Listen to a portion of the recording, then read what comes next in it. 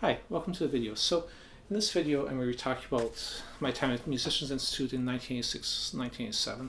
Specifically I'm focused on the single string technique class. And this was one of your basic fundamental classes you got the first week in school. The school is basically broken into quarters. They call them phases. So phase one was your first quarter.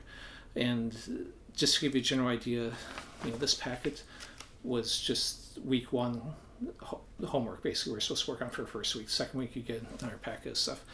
And the classes that I had the first quarter was a style class on blues, and they had different style classes throughout the year that you could take. Another class on musicianship that basically was teaching you to read music and basic theory and stuff. Starting off real basic, but then they quickly expanded on it.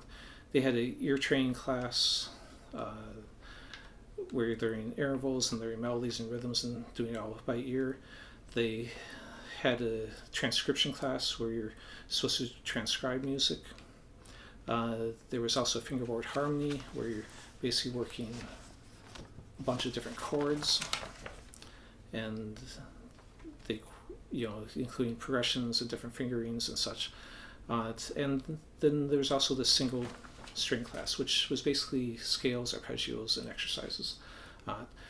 After you got past the first quarter, and you also were having private lessons, so you could work on more advanced stuff in that. You could go to open counseling sessions, seminars, and a lot of other stuff to supplement. They had a big library with videos and books you could check out. But anyways, so on this first week, what they're having you do, they're just trying to get you, make sure you have all the basics down. So they start off with 5 scale fingerings in the key of C major, and they show them both in the standard notation and in like a diagram on the neck. So basically, I'm not going to go over these too heavily because I already did a 4-video playlist on the major and minor scales, and I actually showed all these plus probably at least 7 other fingerings in those videos. Let me go ahead and cover one of them. Another thing they did was in this first week you had 3 major 7 arpeggios they taught, and I'll get to that in a second. First, the way they were recommending practicing the scale was starting on the root of the key, so the C note.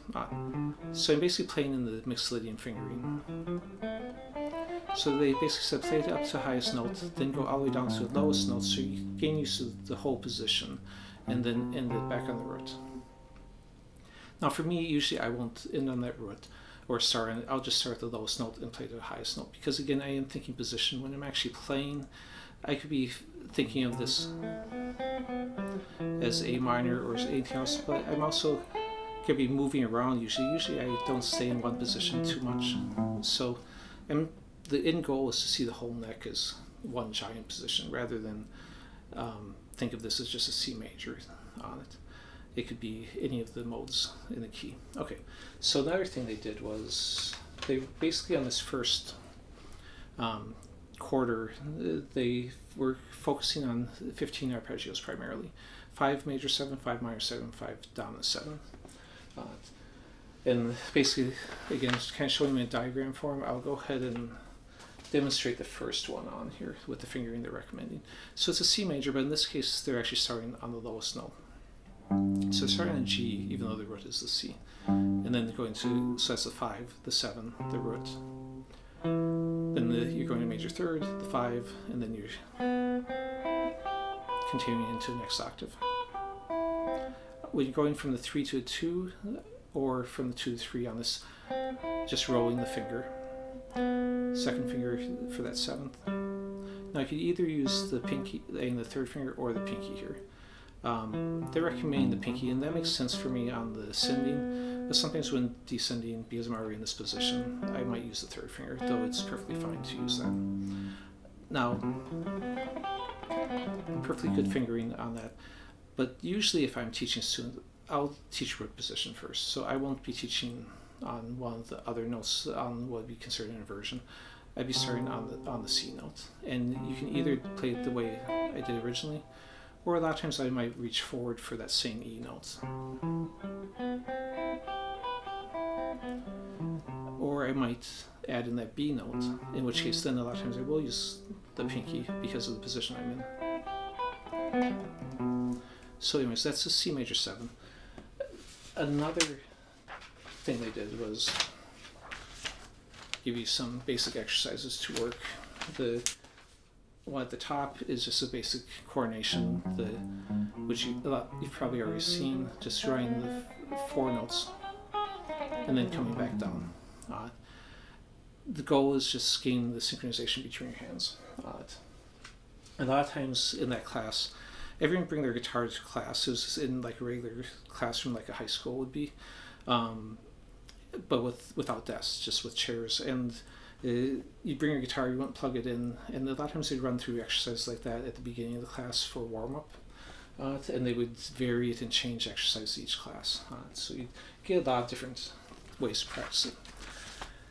Then they also say take the scales and arpeggios both and play them in different rhythms. So if I'm playing that first scale, playing it as 8th notes, all the way down and back up, play as triplets. So triplets would be 3 notes, so 1 and a 2 and a. Play as 16th notes, or as 4 notes. Play it as sextuplets, which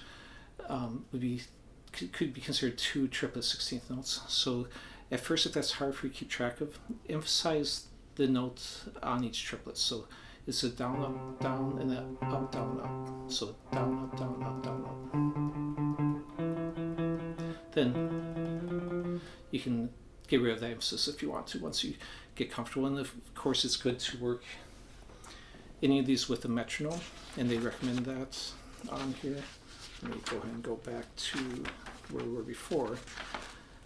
Then they also list some projects you could do. So basically, if you had extra time in the first week, they list 5 different projects.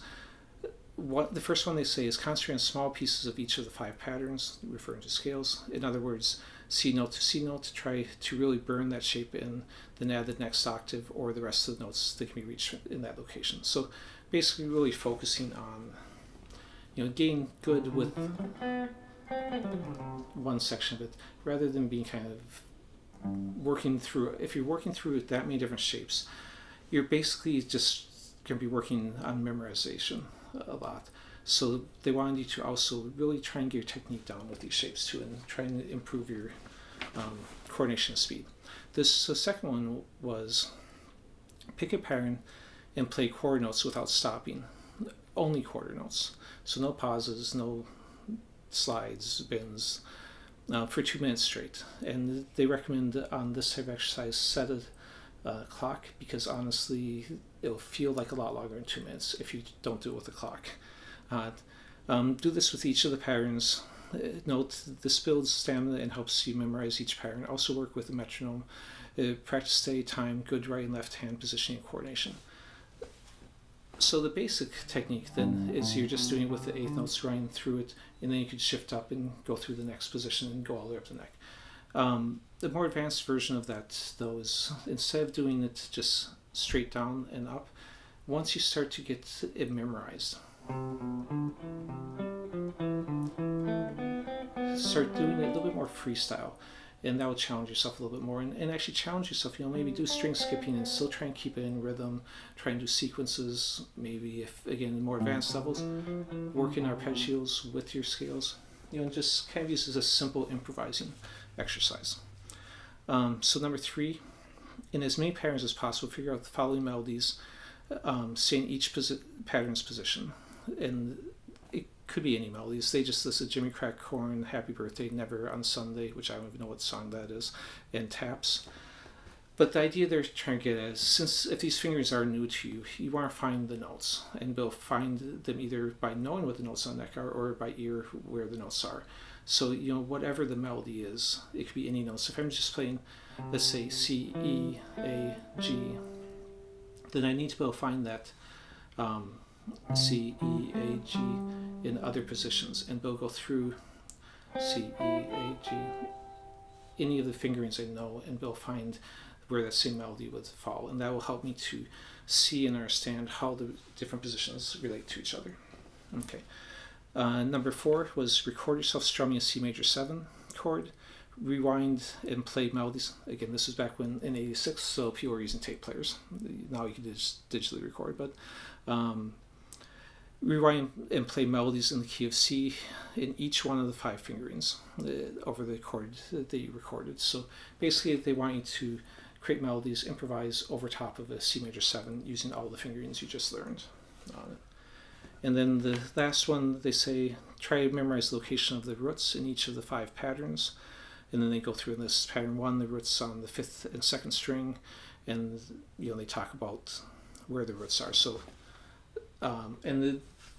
when I'm saying numbers, it's not necessarily the numbers that I was saying or showing. They considered that first one to be pattern form 2.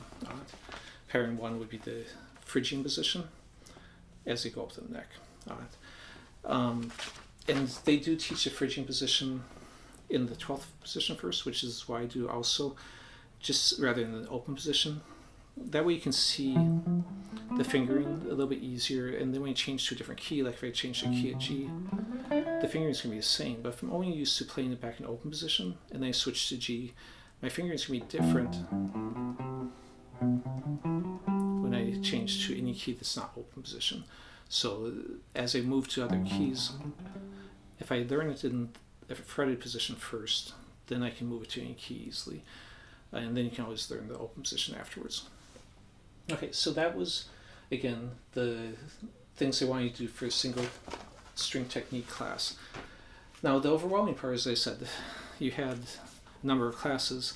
That was all the ones for first week. And then, so you didn't just have that one class to work on. You also had live playing classes where you would get up and perform. But anyways, I can talk more about some of the other stuff in other videos. Thanks for watching. And please subscribe if you like the content. That's why I'm making our Musicians Institute video, is because I got more new subscribers and likes on the 2 of the videos I made previously than any of my other videos. So please, if you do like it, subscribe or like it. Thanks.